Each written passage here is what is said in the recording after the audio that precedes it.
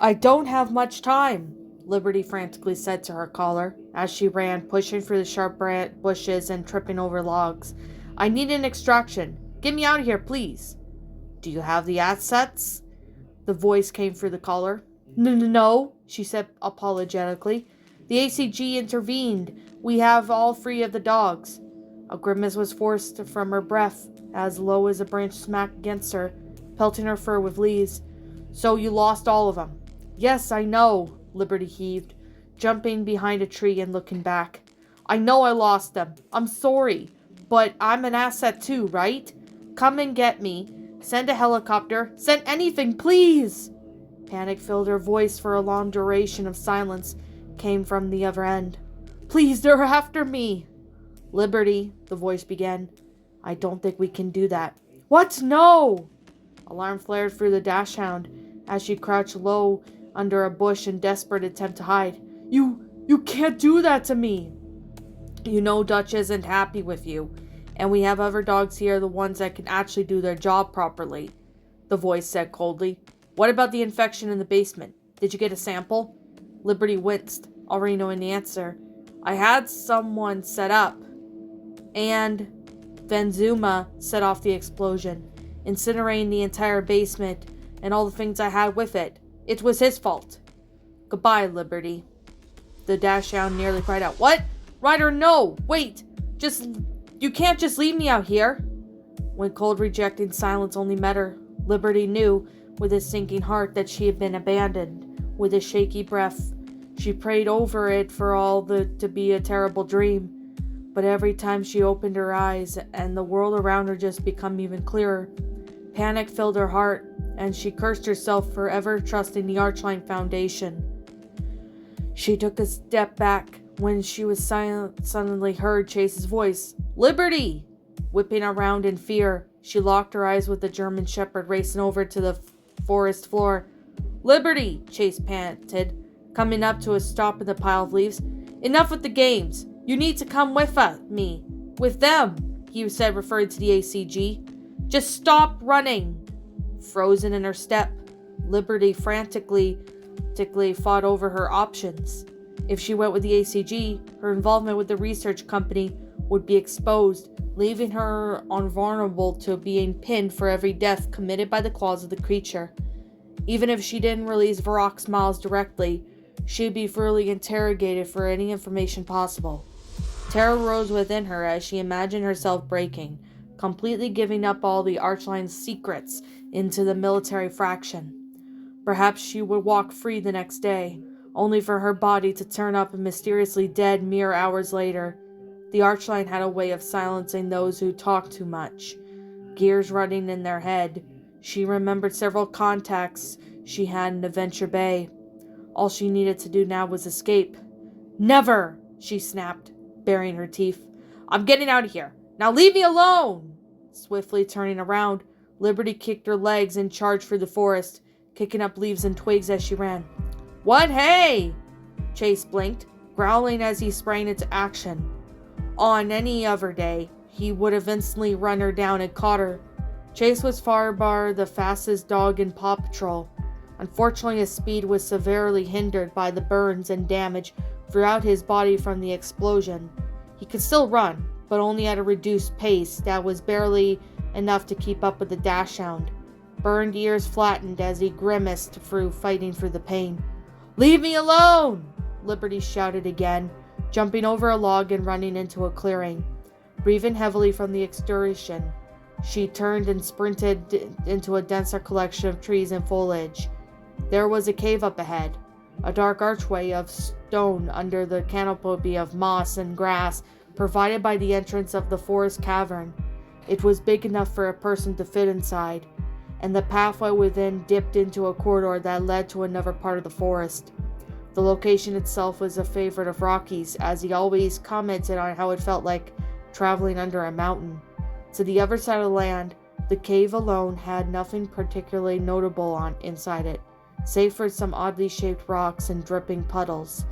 But its darkness tends to be quite calming to one's mind. Even without thinking, Liberty sprinted headfirst into the cave, disappearing into the darkness. Relentless in his pursuit, Chase followed without hesitation, feeling the cool air wash over him as he crossed inside, paws scratching over the hard floor as he ran. The shepherd was almost blinded by how amazing the air felt on his blistered, patchy skin, almost completely negating the lingering pain of the interior of the cave. Was a perfect balance between warm and cold, soothing his agony to comfort. He almost broke the chase with Liberty to enjoy it, but he quickly snapped himself back into his senses. He could not allow the dachshund to escape. Liberty found herself stumbling several times over jagged rocks, cutting her paws as she scrambled to keep away from the shepherd, frantically relying on some sense of smell and hearing of wave around the darkness. She splashed through a puddle, soaking her underside. As she crossed further in, she emerged into the darkest depths of the corridors, a cold tunnel completely absent of light. Fearful and tripping in the dark, she came to a complete stop with shaky breaths. She wanted to turn around and run, but doing so would put her right into Chase's clutches. She had to make it out, to brave her way through the depths of the cave to the other side. Running what felt like hours, Chase slowly lost his vision at the sight of the drain from the cave. He slowly began to slow his pace upon realizing he was completely and utterly blind, instantly skidding to a halt, canceling of all of his speed in an instant.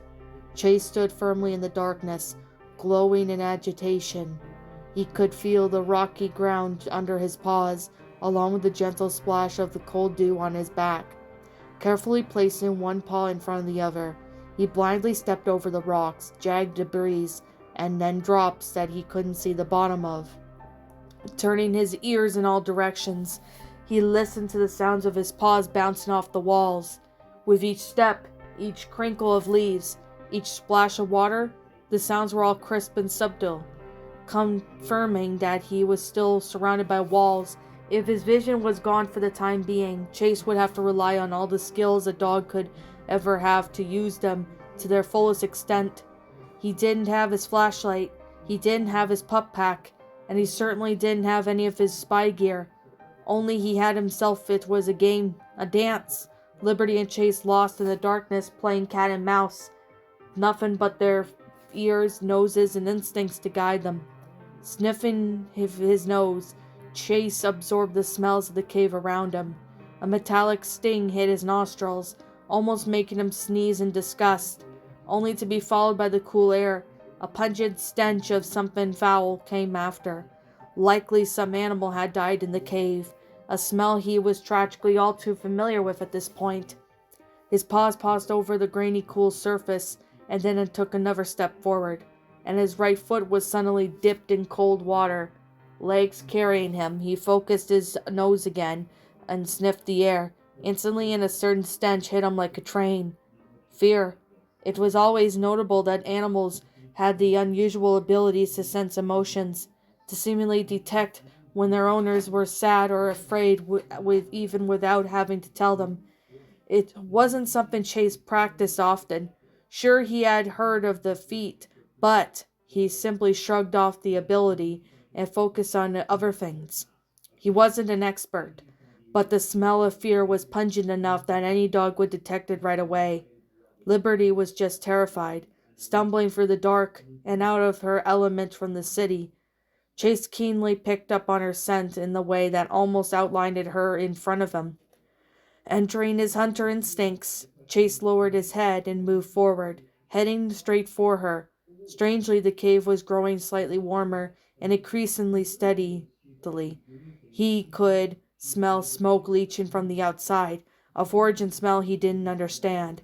Shaking his head, he ignored the unwelcome stench and considered after her. It wasn't until he was mere meters away that Liberty finally picked up the danger that was nearby. She snapped into alert. "Just come with me? Why can't you see the answer to all this?" Breaking into a run, the smaller dog trudged through the darkness. "You stay with them? Varrock's mouths will kill you all." "You knew it was here," Chase barked, rage seeping into his voice. "You knew it was here, and you let it all happen. Hundreds could be dead. Half the patrol is gone. I'm not the one who murdered Sky." those words severed by any last bits of mercy he could have ever had. Enraged Chase snarled and completely ran her down, honing in on the sounds of footsteps in the darkness. Light only began to gently illuminate the walls around them as they ran next to the exit of the cave, the jagged, rocky interior finally becoming visible again. Liberty saw it too. She quickened her pace, only for confusion to cloud her as she spotted the flickering orange flames that dotted the end of the tunnel. "What the?" she tried to say, before she was violently tackled from behind. Teeth flashed onto the back of her neck as leaves and twigs went flying, and both dogs careening out of the cave and landed in the grass, abrasively pinned into her back. Liberty flailed helplessly as she tried to escape, panicking as Chase held her firmly. The shepherd didn't even notice that the forest was actively burning around him. You, he tried to form the words. "After everything! After the city, after—" He fought back to his short time he spent in Adventure City Pound. It was Liberty's help he was able to escape, and when he fully believed that the Dachshund was the perfect gift for the patrol. You fucking traitor!" he spat. "I should have thrown you to the Varrock's malice." "Let me go!" she tried to fight him off. "We're going to burn alive." "Burn?" Chase faltered slightly, then finally flicked his gaze up and realized his surroundings. Both of them were completely cornered by the raging inferno that was slowly consuming the forest. The wave of heat finally hit him, and his eyes widened and his gaze rested on the single tree that had exploded into a star of fire, bleeding down the flaming leaves. Adventure Bay was burning. Her captor distracted, Liberty quickly turned to her right, noticing a flaming stick that had fallen from the sky. Instantly seizing her moment, she grabbed the stick and swung it like a blunt weapon, connecting it to Chase's face. The police dog yelped in surprise, staggering backwards as he finally took the fiery splinters from his head. Making a break for it, Liberty jumped up and ran as fast as she could into the burning foliage, and this time Chase wasn't behind her. She ran for as long as she could, dodging falling trees to the best of her abilities. Only after minutes, her legs ached and they were stained with ash. Exhaustion befalling on the smaller dog. Gasping, she huddled under a log, trying to protect herself from the heat and fire. Okay, she breathed. "I just need to get back to the city." Paws quivering, she drew further under the log, the sounds of splitting wood and crackling fire clouding her ears, as she concealed herself as much as possible. Believing she had finally found somewhere safe, letting her guard down, she let out a slow breath. The sight was cut off in an instant. A bloody, degloved five-finger claw appeared from above and snatched her by the neck. She screamed in terror as her body was forcibly torn out from under the log, the bones in her arms painfully snapping into pieces. All she could do was scream helplessly as her body was pulled from the ground. Varrock's malice emerged from the darkness like a looming predator, snarling its rows of teeth and flashing dozens of its eyes, a face no longer concealed by the lost skin mask. No! Liberty pleaded for her life as she stared into the face of death, awkwardly flailing her broken arms. Standing on two legs, although squatting under the flaming trees not to burn itself, the creature only hissed in delight as it enjoyed her fearful screams. Even with her own cries, Liberty could faintly hear noises coming from inside the creature's jagged ribcage. There was something inside it, something alive. Wait, you can't!" the dachshund continued to beg. You're not..." The creature's maw opened, flashing lines of fangs and tentacles that moved within to impale its prey. Audrey?" Liberty had cried a last-ditch attempt. "Audrey, that's your name, right? That's who you were, right? That was your name." The claw only tightened around her body. "I remember the dog you used to be," the dachshund pleaded. "Your name was Audrey. She cried in pain as more bones snapped within. "You were a beautiful shepherd dog. Don't you..." She made eye contact with the creature, as best as she could manage with several of its eyes. "Don't you remember me?" There was a pause. If Varrock's malice was truly intelligent as the Archline promised, then it could surely understand her? Even with its grip tightened, Liberty prayed with everything she had left that it was a slight old glimmer of Audrey left in the monster. Screeching in seething fury, Varrock's malice gripped Liberty and punched her body into a tree that stood nearby, crushing the dog into its wood. The air was filled with agonizing screaming as the prey was pulled from the tree and flung in the other direction. Her body collided with the set of rocks, violently crushing her ribs as she bounced off into the grass, bloodstains leaving a sharp trace of impact. With anything remaining strength left in her, Liberty tried to reach a paw out to crawl away, springing into the air. Varrock's malice soared down and smashed its leg right into her back, destroying her spine and crushing her inner organs. With its prey trapped, the creature roared as it clamped both hands into Liberty's body, lifting her upwards forlornly. The smaller dog was screaming, howling into the air as she felt her body being pulled into directions, the skin beginning to tear, her muscles and bones shredding in half as Varrock's malice strength overpowered her frame. Blood splashed across the trees as the dachshund was completely torn in half, intestine and gore splattering on the ground. Bits of bone and organs spilled out of her halves, aimlessly falling into the grass like dropped meat.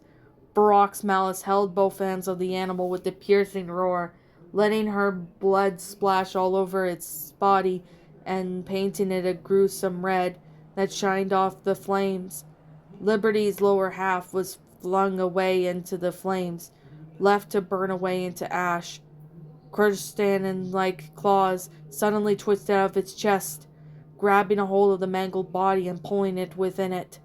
With another body soon to join its inner hive mind, Varrock's malice reared its head back and roared its war cry into the smoke-shrouded air, announcing its bloodshed to all those around to hear it. No one shall be left alive. "Stay away from the trees!" Cyrus called to whatever soldiers still remained behind him. His life flashed before his eyes as he sprinted into the flaming forest. A barrage of heat cooking him under his armor was entered. All around him, plants and foliage burned brightly, the other trees having transformed into surging lights of raging flames. One by one, the trees began falling, crashing into the ground, and blasting in flames and leaves and twigs all over directions. The Malinois grimaced in an attempt to face it away as the flickering embers sprayed across him. Some of the soldiers behind quickly skidded to a halt, turning tail and fleeing out of the burning typhoon for their lives. Cyrus didn't blame them. A large part of them wanted to also escape the forest and let it burn away. But Varrock's malice had fled, and under no circumstances could the monster be able to inflict any more damage than it already had if it escaped the forest. It would attack the town and leave hundreds of bodies in its wake. It's to be stopped here and now. "Bella!" he called out, having to yell over the sound of weakened wood splitting apart. "Are you still with me?" The retriever's call sounded a few feet back. "Right behind you, Captain." She was struggling to keep up with him, but a courageous spirit kept her going. The spirit forest was unrecognizable. It truly seemed like every leaf and twig was ignited in burning agony. "We can't lose any more of the Paw Patrol," Bella cried, wincing as fiery debris shined across her face. "We need to get them out of here." They both stopped as they heard Varrock's malice's vicious war cry echo throughout the forest, a signal that had taken other victims. Cyrus hesitated for a moment, a brief flicker of fear rising within him that he quickly had to push away. "I'm pretty sure most of them are gone," the captain winced, flattening his ears in distress as thought overcame to him. "What about Everest? We couldn't find her body in the ski lounge." He looked back. "Yeah, but her owner was completely ripped apart. There were pieces of him everywhere." Grimacing at the memory, Cyrus remembered his team moving through the mountains and coming across the wrecked ski lounge. They had little to no information on what had occurred there, so pinning the attack on Varrock's malice was the only solution they could come up with. The owner of the ski lounge, a man named Jake, was found completely slaughtered. A small investigation of the area revealed that he owned a Siberian husky, plus a few other bodies littered around, and search began, although plenty of blood belonging to dogs had been found at the site. Everest's body was not uncovered. Then Have you ever heard of a dog abandoning its owner? He pointed out. If Everest wasn't there, but her blood was, the only answer was that she was consumed. Or she escaped. I don't think. He was cut off as a flaming tree dropped a mere inches from his body, forcing him to stop. A barrage of embers and splintered wood sprayed into the air as wildfire around them, only intensifying more and more. The heat was becoming unbearable. Soon it would just take them down in their burning branches. Jumping back, Bella howled as her tail hovered too close to an open flame, burning her and almost catching it alight. We're going to die in here! Hearing the pain of his sister in arms, Cyrus flattened his ears as he worriedly looked around in panic. Perhaps Varrock's Malice was already dead, lying in a pile of burned flesh and dead tissue long ago. He didn't want it to abandon chase, but fearful cries of distant soldiers who followed him were becoming louder. The forest was soon to become a death trap. As he flicked his gaze toward the rifle attached to his side, he remembered his duty as soldier. They all died in the same way for what they believed in. Yet it was something else to be cast aside into a ring of fire, where survival was not in the cards.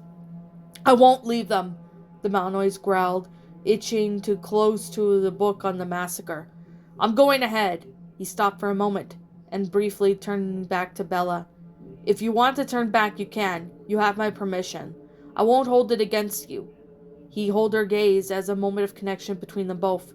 Go back, Bella. I'm going to die in here. You don't have to. Panting from the heat, his companion looked uncertain, shaking her head slightly at her leader's words, flicking her eyes around as it processed the situation. Her expression changed to a cold determination as she looked at him. Not a chance, Cyrus. Either we're escaping together or we die together. Sorrow hit Cyrus like a knife in the heart, only to be quickly replaced by the anger. Yet it was then immediately smoldered by a spark of gratitude.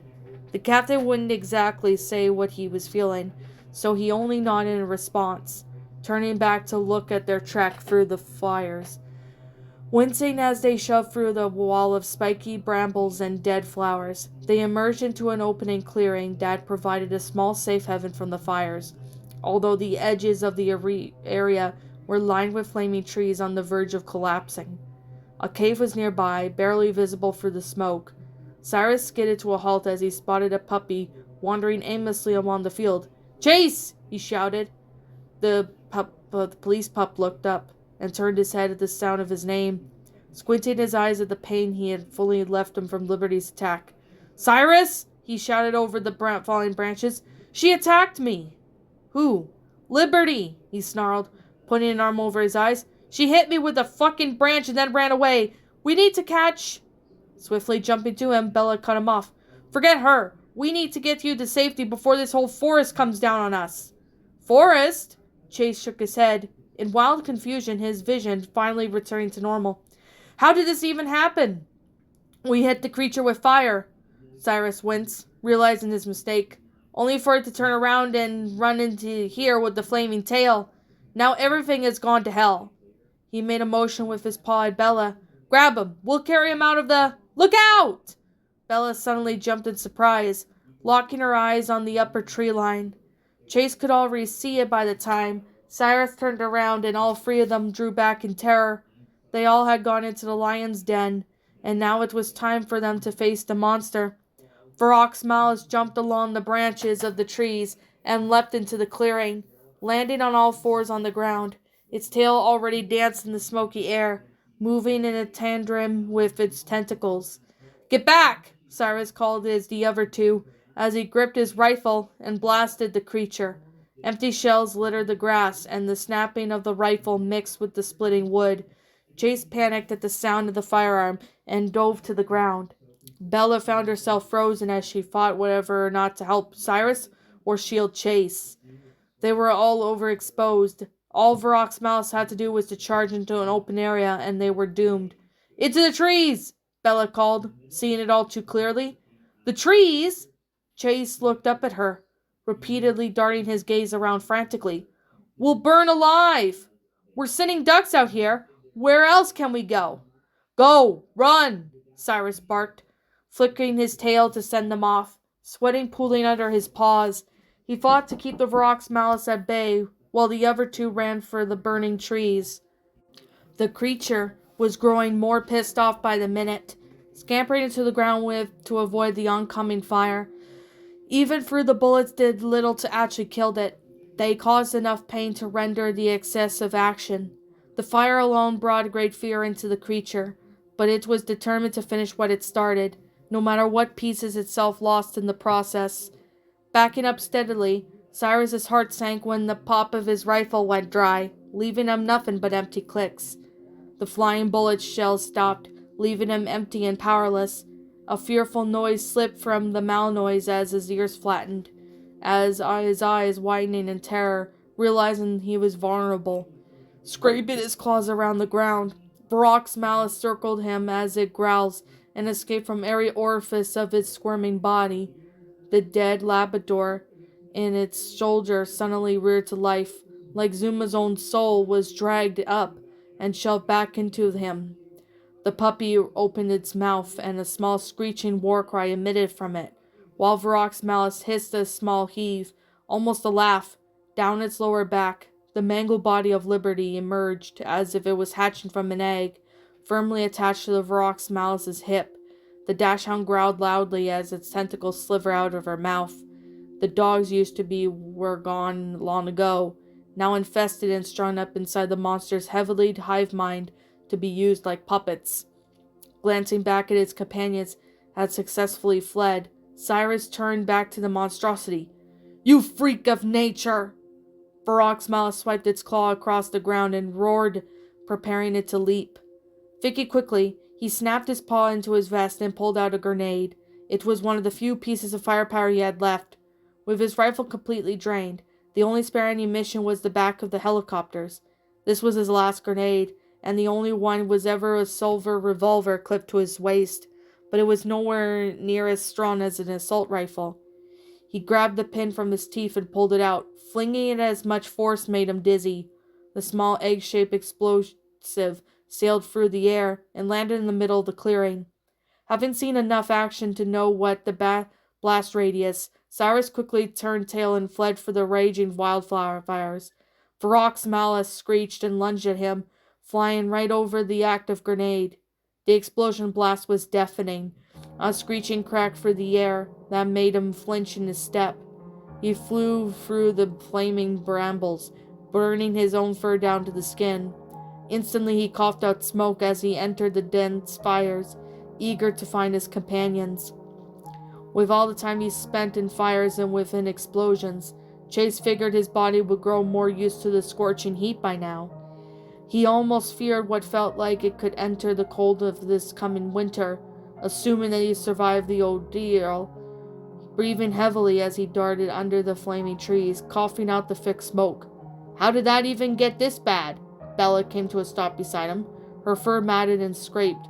"It didn't look anything like the photos of the Archline sent." "It's mutated," snarled the shepherd. "Or got smarter. I don't know. That's the only problem with these stupid genetic labs. They think they have control, but they really don't. That's how disease outbreaks are made." Even with your professionalism, the soldier couldn't help but agree. You're right," she breathed. "If it helps, the captain has given the word. We've pulled out the job. This is getting solved here and now." She was interrupted as Cyrus broke through the trees, his explosive movement startling Chase and causing him to jump under a bush. I think I got it," he said frantically. I think I... Gah! Bella choked. A monstrous arm reached down from the tree branches, snatching her by the neck and pulling her off ground. She lost grip on her weapons, dropping them down below into a bed of flaming shrubbery. "Bella!" Chase looked under his breath and witnessed his savior get dragged up into the trees. Struggling as hard as she could, she fought for her life as Varrock's malice lifted her into view, staring down at her as it wrapped itself under the burning tree. "No!" Cyrus pulled his revolver and shot into the air. The bullet whizzed past Varrock's malice's neck, completely missing it. Although the shot tore through the tree, dislodging the massive cloud of embers and flaming leaves onto the creature, screeching as painful burns shot all over its back. Bella was dropped to the ground as Varrock's Malice was jumped from the tree and landed on the forest floor. Thinking of no other solution, the Malinois panicked. Run! But he was short-lived, as Varrock's Malice swept its arm in a flash, catching Cyrus in the rage and knocking him away. The dog's body harshly hit the trunk of the tree, the impact dislodging another rain shower of embers and flames. Cyrus was out, his weakened frame now laying a few feet away. His gun was tossed out of his grip and fallen in the grass. He lay there, sprawled out in the grass, his attack sparking an outbreak for terror among the remaining two dogs. Frantic Bella tried to dive for Cyrus's dropped revolver. The creature heard her movements without even looking, prompting it to regurgitate a tentacle from its mouth and swinging it like a whip. It caught the dog's leg and it snarled her. The creature yanked its head backwards to fling its prey off balance. Bella shrieked as she left the ground and sailed through the air, slamming her against the tree. The impact of Bella hitting the tree caused by a chain reaction. The sudden face dislodging an avalanche of flaming branches and foliage, all collapsing into a massive bed of fire. Chase watched the whole thing, anger slowly overcoming him at the realization that he would once again watch one of his friends being brutally killed. No longer thinking straight, the shepherd charged out from his concealment and went for the monster. Jumping, teeth bared, he lunged into the creature, not exactly aiming for anywhere significant, just completely throwing himself at it. Snagging his teeth into the creature's leg, Varrock's Malice whipped its head around in hostility, lashing its claws as it grabbed Chase by the torso and yanked him off. "Don't do that!" Liberty's voice hissed from beneath its flesh. Its ribcage began to split down the middle, cracking and wheezing as it slowly opened. Cracking each one of its ribs, the chest opened, revealing a pulsating chunk of body mass. It resembled a tumor, yet like a heart, with teeth lining the inner surface of the face of the ribs, dripping with crimson blood and gore. An eye opened a few inches from the heart, then a second, then a third. Chase's anger died away as he stared into the bed of torments that Varrock's Malice's insides. The creature was heartless, yet it mutated far enough that it grew somewhat of an artificial heart. It needed an organ to power its new body, and a determination of such a bodily function would be a setback. It wouldn't die if its heart stopped functioning. However, Varrock's Malice was far above from organic limitations.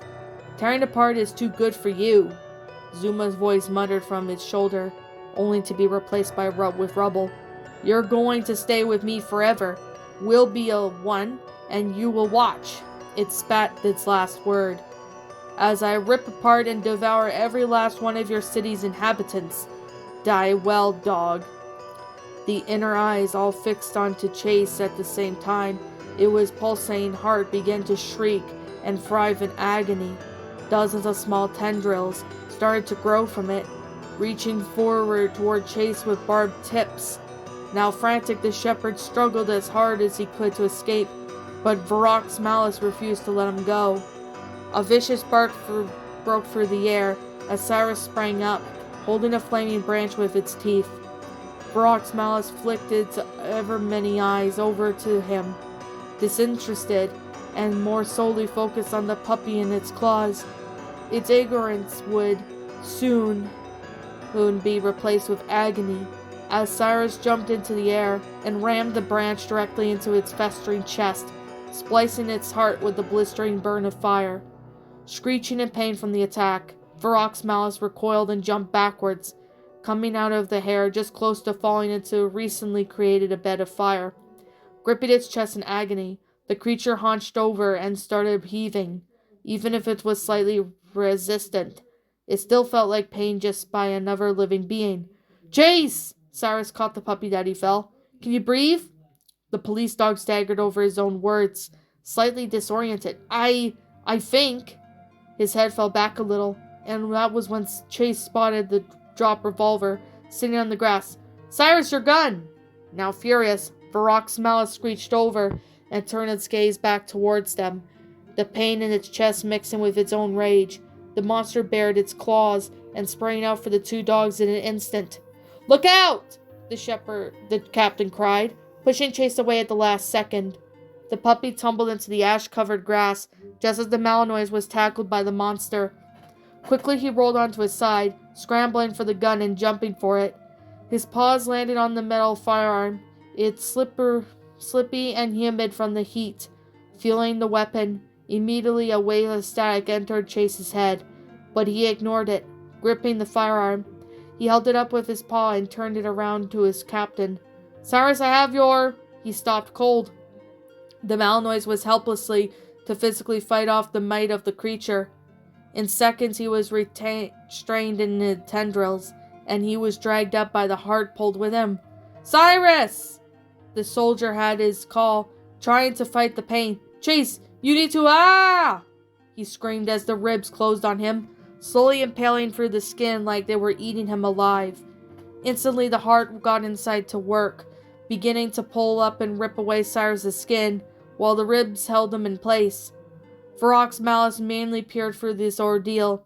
Zuma's body began laughing uproariously, like a twisted flicker of life still remained it. Rubble and Liberty's voices could be heard, laughing in tandem. All celebrated the brutal execution. "Ah!" The soldier writhed in agony, as his body was slowly eaten into the heart of the mere moments from finally breaking it through the muscle layer. "Chase, you need to— The puppy frozen in terror. "What am I supposed to do?" "You need—" Within his pain, Cyrus knew what had to be done. The heart was its weak point, not vital, but weak enough. Although his body was still acting like a meat shield for it, his ribs holding him in place, knowing what needed to happen, Cyrus had to make the difficult choice. "You need to—" He gritted his teeth. "You need to shoot through me." "What?" Chase recoiled at the words. "Shoot through me! You have to!"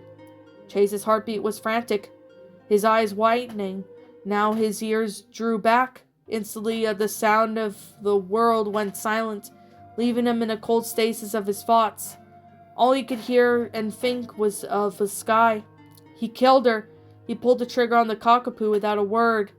The regret and anguish that followed nearly ate him alive, forcing him to slowly overcome with his mistakes to account his past. Just when he thought it was all over, here he was again, taking another innocent life. I can't!" the puppies cried. "I can't kill you!" "Do it!" Cyrus snarled angrily, desperately trying to hold out. The fires that burned around them only intensified, like the twisted audience eagerly waiting for bloodshed. Chase looked around frantically, laying eyes upon Bella, lying motionless a couple feet away. She couldn't do it. It had to be him. Taking a deep and shaky breath, he held up the gun, aiming for Cyrus's chest. Paws shaking in fear, he found himself unable to pull the trigger. "Please, I don't want to do this." "You have to," Cyrus was pleading. Finish it!" "But The puppy struggled to form words. Farrak's malice's own laughter beginning to fill the air. Malicious at heart, it slowly held Cyrus suspended, not outright killing him without knowing the terror could instill the shepherd. It wanted to watch it fall, feel it drink the fear like a powerful drug, and it ever wanted every last drop. Fearfully holding the gun like a slippery animal trying to escape, the static in Chase's mind blooming into a thunderstorm of chaos, fighting to keep him down. His mind flickered with the memories and voices, images flashing while his claw, centimeters from the trigger. He saw nothing but sky. The memory of her murder repeat over and over, constantly forcing him to watch it again. In the twisted game of cruelty, his own mind replaced Sky with Marshall, then Rocky, making him witness himself murdering his own loved ones to tear his heart even more. Was he really a killer? "Chase!" Sky's voice echoed in his ears as she remembered her moving towards him. Snapping out of it at that last possible second, pulling the trigger, the gunshot pierced through the air, tearing through Cyrus's body. Gah! The soldier flinched as the coldness shot through him, exhaling out of his back. Farrak's malice screeched the loudest it ever had. Its chest exploded outwards like a cloud of blood and organic biomass. Its ribs shattered out like falling in broken pieces to the ashy ground. along with Cyrus as it was dropped. Staggering backwards, the creature gripped its bleeding chest with both hands, trying to fight through the pain and how it surged through every bone and tentacle it had. It couldn't die from it, but the shock of it was paralyzing, clouding its vision and buckling its limbs, forced it all back to force. It no longer had the strength to stand up. It made a feeble effort to cover the wound with its tentacles. It tried to roar out something in a stolen voice, but none of the bodies were responding. The mental connections were frozen from the physical shock, as all that's left from its mouth was a defiant screech, as loud as it could by the final desperate attempt to ward off its attacks. Chase dropped the gun and ran for Cyrus, already tears in his eyes. Varrock's Malice panicked and turned to run into a random direction, only its leg to clip to a fallen tree, tripping the entire creature, seemingly slow motion. The monster fell forward and raging the beds of fire, helplessly to save itself. With the massive sound of splitting wood and raging fire, Varrock's Malice crashed directly into the flames. In an instant, it lit up like a burning star, its flimsy body almost flammable as a paper. It could avoid fire before its small amounts, knowing that death would bring, but Varrock's Malice had nowhere to run to. In time, it took it back to its feet, and its body was already gripping completely aflame. Zuma's corpse caught on fire, prompting it to flail its arms and hiss in rage. In mere seconds it went limp, the Labrador's carcass burning away to the skeleton underneath. Screaming in agony, using a mix of Rubble and Liberty's voices, it struggled to recalibrate its vision. It tried to use its tentacles to jump into the burnt trees, but they had already burned black and fallen off. Its tail included, it could already feel the fire burning into its organs, disintegrating its tendons and nerves, leaving them nothing but ash. As horrible pain flared through the monster, the fires eating away of its body, it meekly reached an arm into the air, trying to grab a tree. The rest of its limbs seemingly gave up. It sprawled on the burning ground as the flames charred them to the bone, reaching for any last escape. Almost like if it was reaching for the heavens. The arm finally gave up, falling lifelessly into the fire. The rest of its body collapsed, Varrock's Malice strength, leaving it in flames to swallow it whole. The flames died down soon, revealing the blackened skeleton of the monstrous animal. All biomass was burnt away, with not an ounce of blood or hair remaining. Every tentacle and tendril were gone. The dozens of eyes that stared into the soul vanished, its claw lifeless and unmoving. Even with the living flesh gone, the bones remained in the flames, the heat making it short work of any possible molecule left in the parasite. Varrock's Malice was dead. For all the damage it could escape, all for the attacks it could withstand, Varrock's Malice simply could not survive a fire at such scale. The terror, the bloodshed, the massacres, it was all finally over. "Cyrus!" Chase cradled the soldier's head. He was significantly larger in size. "Speak to me, please!" The soldier gasped slightly, his eyes fading as dull limbs and tail went limp. "Cyrus!" he cried again. The puppy's voice cracked. "I'm so sorry." Tears flooded in his eyes. "I'm so sorry." The trees began to collapse around them, the forest finally losing its stability from the fire. "I'm sorry," he whimpered, holding the larger dog, fearfully looking around. He only saw the fires crashing down. For a moment he considered running away. It would probably save his life, but he had no idea where to go. The last time he was here, he used Varrock's Malice's roar to find its way back, and the last time there definitely wasn't a forest fire. He thought of Marshall and Rocky, his last remaining family. They were taking care of the ACG. No further harm would come to them. Sadly looking back down at the fallen soldier, he knew what he had to do. He hadn't want them to leave like this, but perhaps his family could remember him by his loyalty on a good note. Something overwrite the horrible memory of Sky's death. Dogs were loyal to their masters from the moment they were first held to their final minutes of their lives. It was doctrine that they stuck to, proudly upholding the title of the man's best friend. But who was Chase's master? It wasn't Ryder. Not after all this. And what was a dog without an owner? It wasn't Rocky or Marshall, and Chase refused to call himself an owner. It was practically taboo for a dog to do so. That left Cyrus. The captain had been there from the beginning. He tried time and time again to protect Chase from the horror that Varrock's malice would bring. The puppy didn't listen, and by knowing too much, the innocents died. Cyrus protected him as much as he could and saved his life from the creature's grip. He wasn't an owner or a master, but Chase couldn't deny that he saw his captain, his leader, more than Ryder ever was. Sighing softly, sorrow bleeding from his breath, Chase gently folded his limbs and nestled down on the grass, resting his chin on the soldier's arm. The sounds of splinting wood signaled the trees were falling. As the sky bolted out of the smoke, closing his eyes, Chase had accepted the end, knowing the deed was done. The horror and the static, the screams, it was all gone for good. While the flames fell, a helicopter zoomed overhead, coming to a stop as it hovered. Multiple dogs can be heard barking orders, but Chase didn't care to listen. Resting beside his leader, he gently smiled in contentment as the forest crashed on top of them.